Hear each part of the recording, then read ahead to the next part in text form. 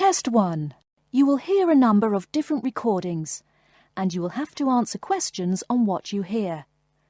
There will be time for you to read the instructions and questions, and you will have a chance to check your work. All the recordings will be played once only. The test is in 4 sections. At the end of the test, you will be given 10 minutes to transfer your answers to an answer sheet.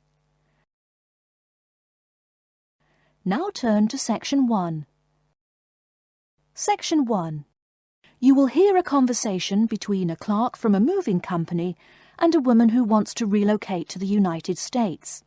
First, you have some time to look at questions 1 to 6.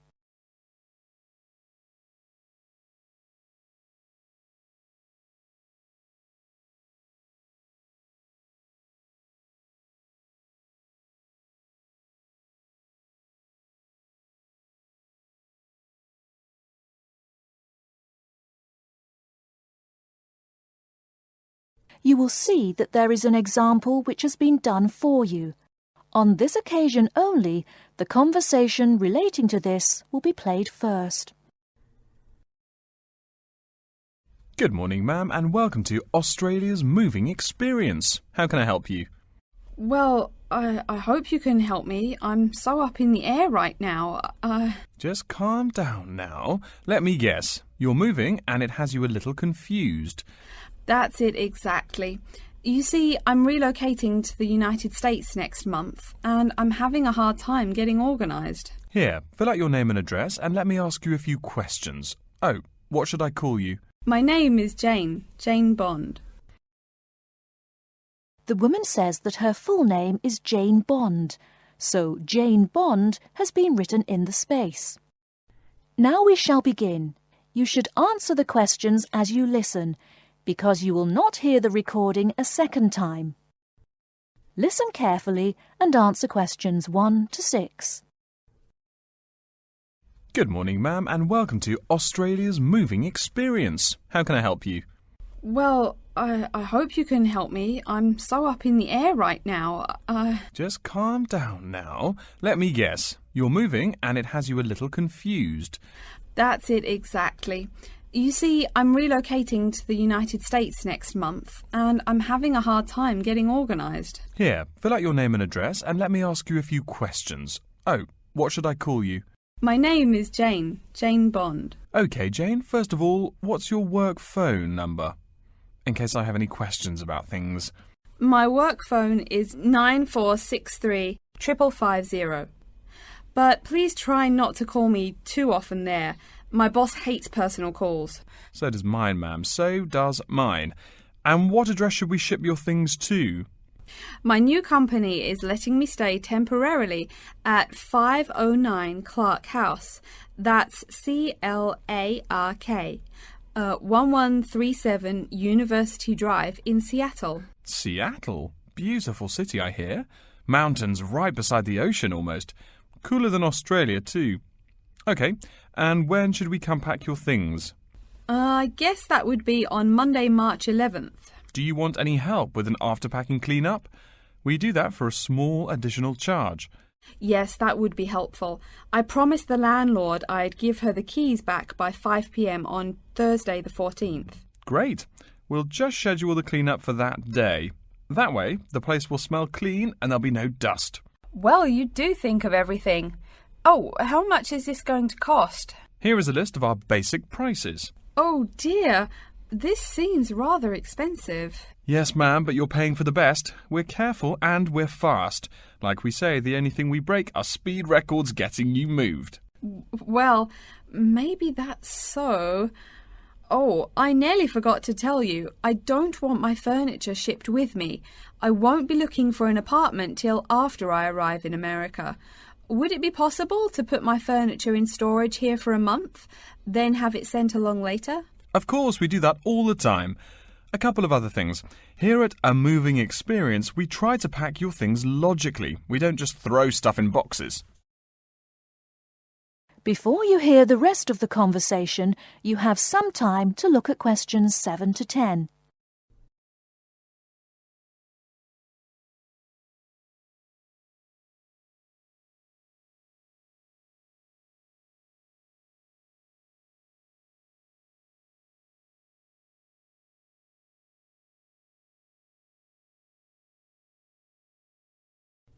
Now listen and answer questions 7 to 10.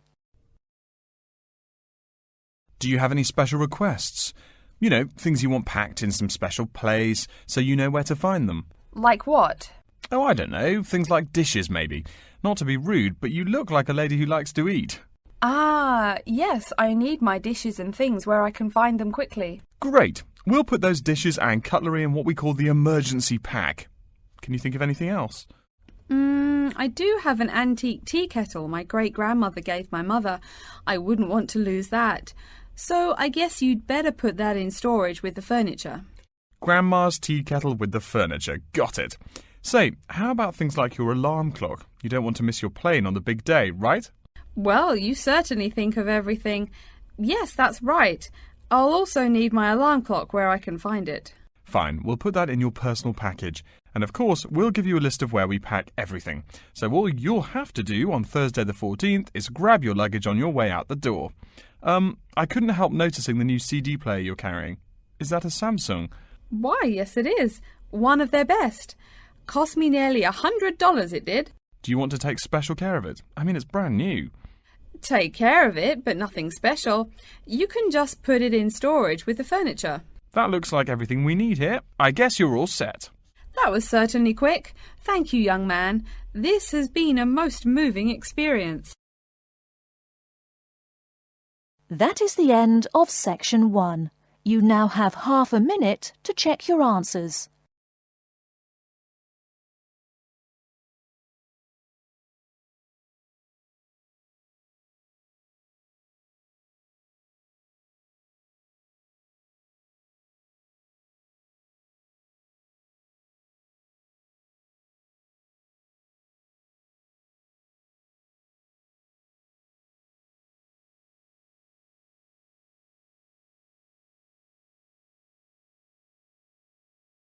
Now turn to Section 2.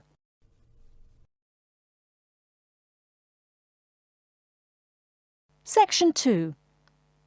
You'll hear an introduction to a conference on computer system language learning. First, you have some time to look at questions 11 to 16.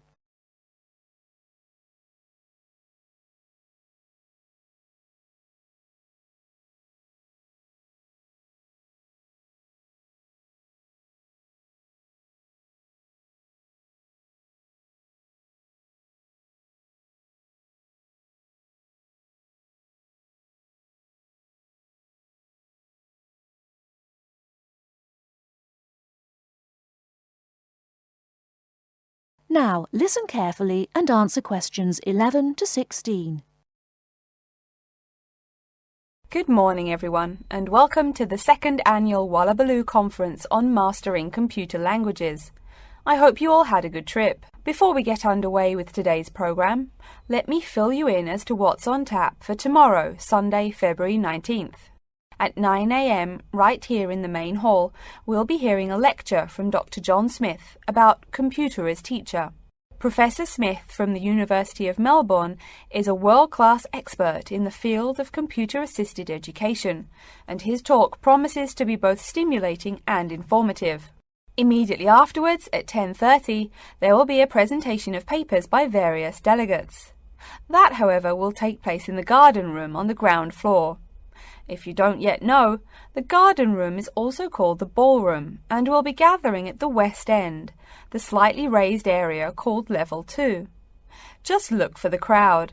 If you get lost, there are signs in the foyer. After all that thinking, talking and listening, I expect everyone will be a bit weary. So at 11:15, there will be a break for coffee, cookies and other light refreshments. These will be available at the aptly named refreshment stand, placed by the door back here in the main hall. Also, if you choose to skip the formal lunch, you can buy a packed lunch at the stand for a reasonable price. I strongly urge you, however, to join us at the formal lunch. That won't be till 1 o'clock sharp, so you have time to stroll about town a bit. We'll be eating at the Seaview restaurant. The restaurant is located right here in the hotel on the top floor. It's a good dozen flights of stairs, so I suggest you take the lift on the ground floor, eh? If you're not fond of fish, there's an all-you-can-eat barbecue available as well. They even offer wallaby meat. After lunch, we'll troop back downstairs to level 2 in the ballroom for the presentation of further papers, which will begin at 2 p.m. Please try to be on time. I know you'll be a bit tired after lunch, but the ballroom echoes so with people coming in late. Thank you in advance. Once we've heard the papers, we'll break for afternoon tea at 3:10 p.m. No need to walk.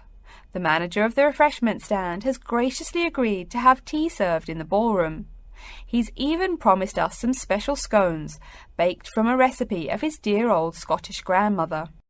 Then, tea being drunk and scones munched, we'll retire here to the main hall for some closing remarks and questions. So, by 5 o'clock, we should have the conference wrapped up. But the fun isn't over. This is Australia, mates.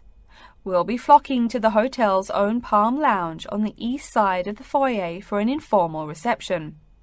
You can relax, mingle with the other delegates, and let your hair down a bit. This will run from 5:10 to 6:10, though you're free to stay as long as you like. The lounge manager has informed me that for the duration of the actual reception, you can have all-you-can-drink beer for $20 with purchase of an advance ticket.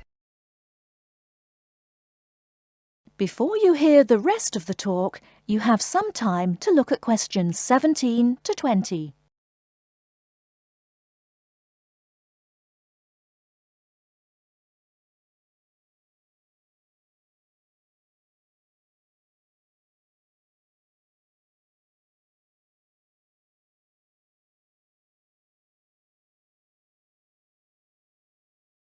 Now listen and answer questions 17 to 20.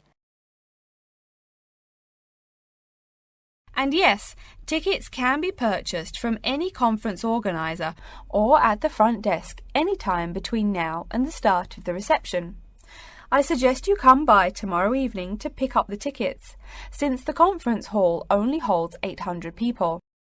That way you can also get your journey planned ahead of time and be sure not to miss this truly memorable conference.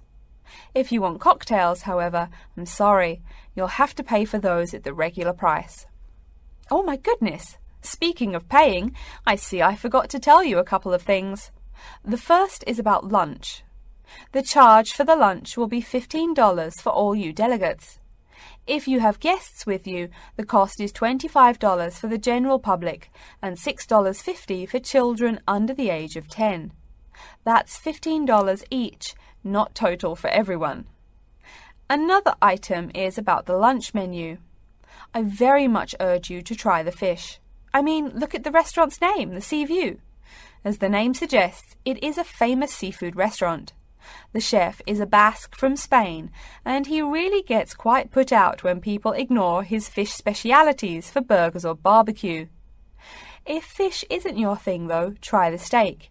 He makes an exquisite filet mignon topped with blue cheese and mushrooms. Finally, if you'd like to buy a ticket, you can have both lunch and unlimited beer for $35.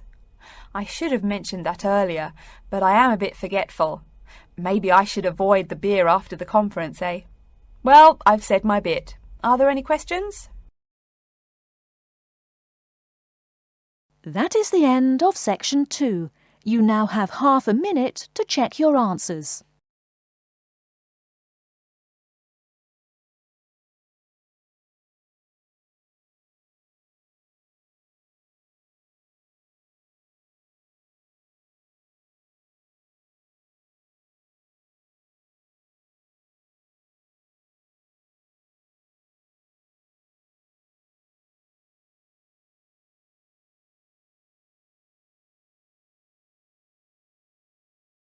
Now turn to section 3.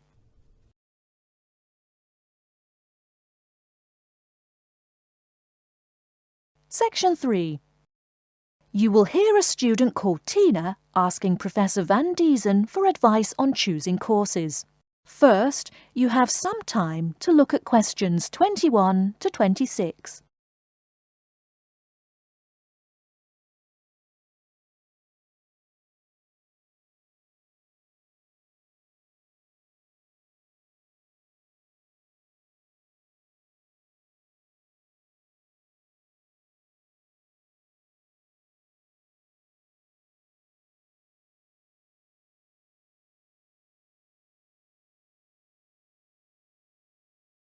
Now listen carefully and answer questions 21 to 26. Hello, are you Professor Van Diesen? Yes, I am. And who might you be? Oh, sorry, my name is Tina. I'm a freshman here. They told me I should ask you for advice in choosing courses. Well, that's part of what I'm here for. Please come in and sit down. Now, what are your questions?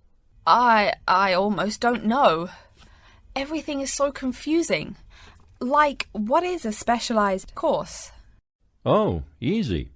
A specialized course is one that is compulsory, meaning it's a requirement for your major, and regular, so you can't place out by taking a proficiency exam.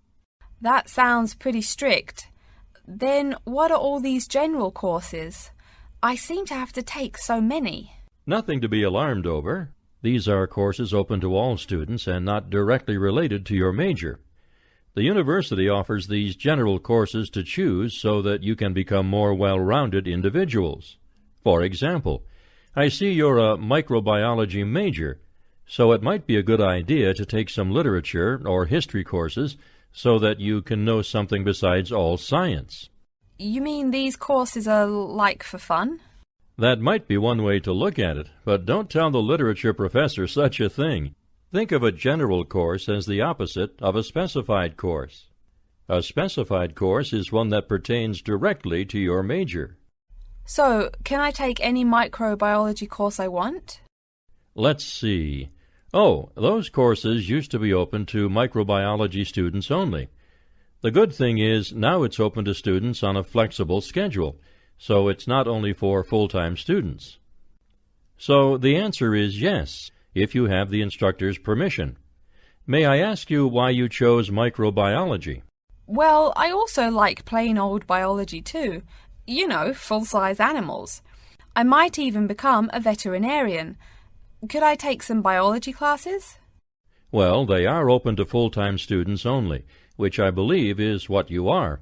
I don't know how a freshman would get along with microbiology, though. I mean, most of the students presently looking into it are from off-campus. Off-campus? Yes, you know, people who use it in their work at hospitals, laboratories, even a police detective. Why did you choose microbiology, if I may ask? I don't think you quite answered that. Well, eventually I want to be a doctor. At least my dad tells me so. If I may say so, young lady, you seem a little uncertain. Still, I think that might be a good idea for a career. Of course, if you're thinking about being either a doctor or a vet, you should take some medical science classes before you even think of applying to med school. Great! What should I take? There is one small problem.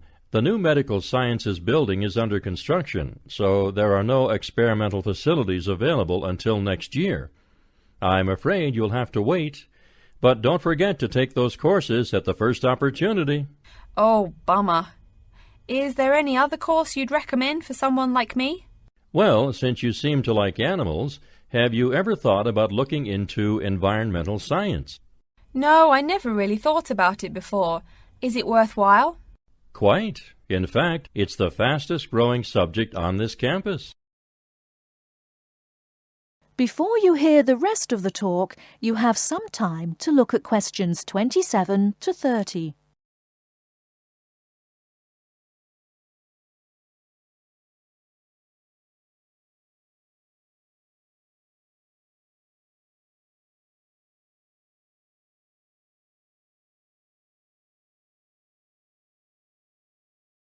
Now listen and answer questions 27 to 30.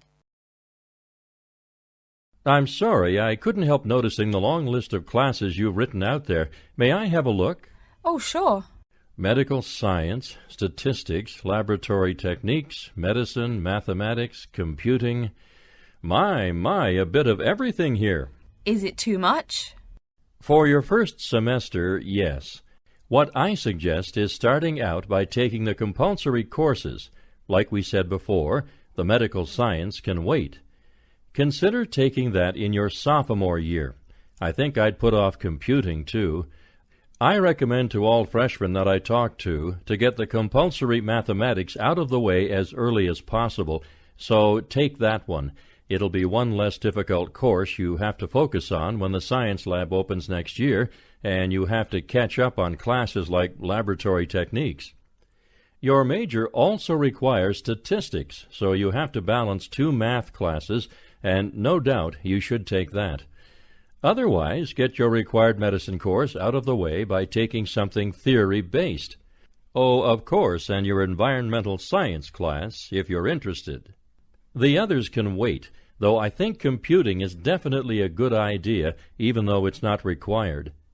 I see, too, on your paper there you seem to have had high marks on the entrance exam. Yeah, I guess so. Don't be shy. Have you thought about applying for a scholarship? Do they have any? I mean, my dad is always complaining about how much money it costs him. In your department there are actually 3 full scholarships available. They cover tuition and provide $1,500 cash. $1,500 cash? Party! Please, miss, the money is intended more as a textbook allowance, not party money. If you promise to behave, I'll show you how to apply. Great, and thanks. That is the end of Section 3. You now have half a minute to check your answers.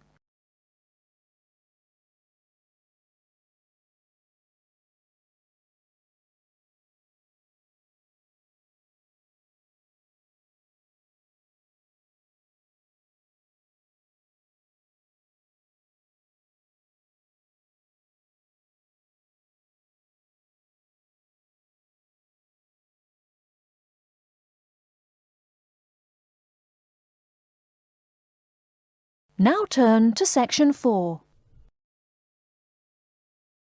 Section 4. You will hear a lecture about how to choose flooring materials. First, you have some time to look at questions 31 to 40.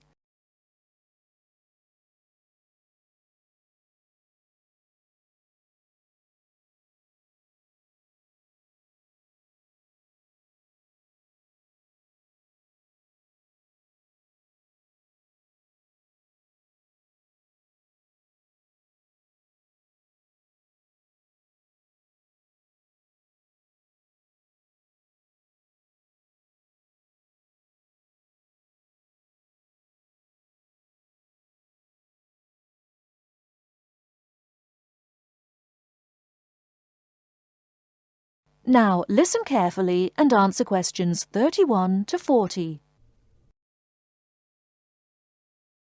We've been talking about choosing building materials in the last week. Now, a great many factors influence the choice of building materials. You can't make a house of cards, right?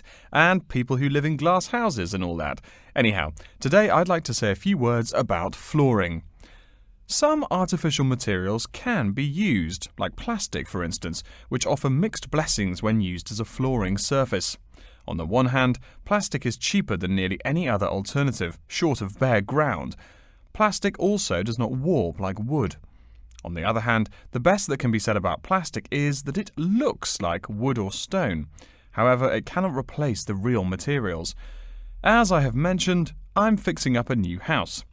The decorator my wife hired told me plastic does a great job of looking exactly like plastic. Besides, it scratches easily, fades or discolors, and starts cracking within a year or two. So, if you're fitting out a sleazy hotel or plan to live in a trailer park, go with the plastic. Really though, for all intents and purposes, this leaves us with wood or stone as choices for flooring. Stone and wood are alike in at least one respect. Both go through processing before they can be put to use. Since few of us cut our own lumber or quarry our own stone, this is not perhaps a pressing concern. Still, do-it-yourselfers would do well to remember to buy only properly seasoned wood. Unseasoned wood warps, and a warped floor quickly becomes firewood, and its owner quickly becomes poorer. Likewise, except for dull-hued materials like slate or sandstone, most stone floors are polished before installation. The choice goes well beyond just wood or stone. Each type requires many further considerations. A few special remarks are called for when considering wood. For example, as always, aesthetics, personal taste and layout all play roles, as well as the type of house or room. Oh, and certainly don't forget the cost. When it comes to cost, a rule of thumb is that the softer and less exotic the wood, the lower the cost. In the US, for instance, pine is both ubiquitous and cheap. Mahogany is imported and exorbitantly expensive. If you're on any kind of budget when remodeling, it's really helpful to remember to go for the softer woods. Aside from cost, there are still lots of different factors that are important in choosing the best flooring for the job. Continuing with the example of wood, one must consider the effects of each type of wood on the mood of the room. When selecting the best wood to use, particular attention needs to be paid to its grain patterns, texture, and colour. In rooms where relaxation or deep thought is the aim, say bedrooms or the study, dark, strong-grained woods are the rule. Here, the grain ought to match the furniture for a feeling of homogeneity. In rooms where activity and motion are typical, the dining room or living room, lighter, finer-grained lumber is more suitable. In such a setting, the wood grain might be useful in offering a contrast to the furniture. This leads to a feel of subconscious excitement in keeping with the room's function. In either case, though, consult a decorator. It is a decorator's job to know what materials to use to fit the function of the room. Though some things about putting together a room are subjective and based on one's individual taste, materials appropriate to a room's function are much more straightforward. A decorator takes the needs of the customer and uses a mathematical formula rather than subjective words. Since feelings vary from person to person, verbal descriptions of wood types tend to be ambiguous. You want the wood you select, not something approximate. And if you do decide to do it yourself, remember that all wood must be treated with preservatives to enhance its appearance and preserve its natural beauty. In the case of stone, or quarry tile, as flat-cut flooring stone is properly called, a new set of considerations must be weighed up. Simple colour aside, the degree of reflection must be kept in mind. This is called the reflectance rate, which is expressed in a number between 0.0 and 1.0, depending on the amount of light it reflects. At one end of the scale is polished silver. At a rating of 1.0, this shiny surface reflects nearly all of the light directed at it. Numbers closer to 0 describe materials that absorb more light. Moving down the scale a bit, we see that plastic that has been painted white has a rate of 0.8, which makes sense. We know that the colour white reflects all other colour, while black absorbs all colour, and plastic itself is a relatively reflective material. Materials that are denser and darker have reflectance rates much closer to 0. The quarry tile I mentioned a while ago has a rate of 0.1. As you may know, quarry tile is generally dark brown and made from clay, so it is quite dense. Of course, there is considerable variation among types of quarry tile because of the hue or treatment of the clay during its creation. Does anyone have any guesses as to what material may have a rate of almost 0.0? We can guess most of these materials are black in colour, but plastic, wood and even stone reflect some light. One material with a rate of almost 0.0 is black velvet. The texture produces almost no shine at all. Carrara marble, despite its white hue, is actually lower in reflectivity than black onyx. In any case, the fact that tiles vary somewhat should not be forgotten. A highly reflective floor would not be suitable in a library. It would be indispensable in a ballroom, should your home be large enough to feature one. Again, a rule of thumb is that light means lively. Since form and material follow function, one should only use the more reflective materials in rooms where the cultivation and expression of energy is important. Bear in mind, too, that most types of stone cost more than all but the rarest of wood. Of course, there is no reason why some rooms of a house should not feature wood floors or other stone tiles. You can even mix the two. A room with wood panels on the walls can have a beautiful stone floor. My bedroom has white birch walls and a light blue slate floor. The place looks like a Russian hunting lodge. Remember though, go with what feels right for you. Good taste and the laws of interior design are the homeowner's servants, not his master. It's only beautiful when you decide it is. I mean, you're the one who lives there, not the decorator, right? Okay, are there any questions? That is the end of section 4. You now have half a minute to check your answers.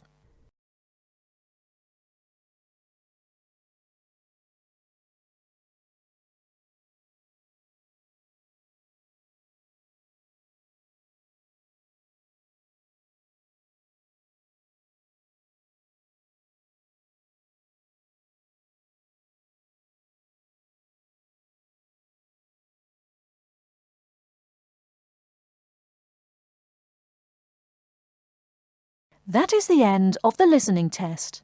In the IELTS test, you will now have 10 minutes to transfer your answers to an answer sheet.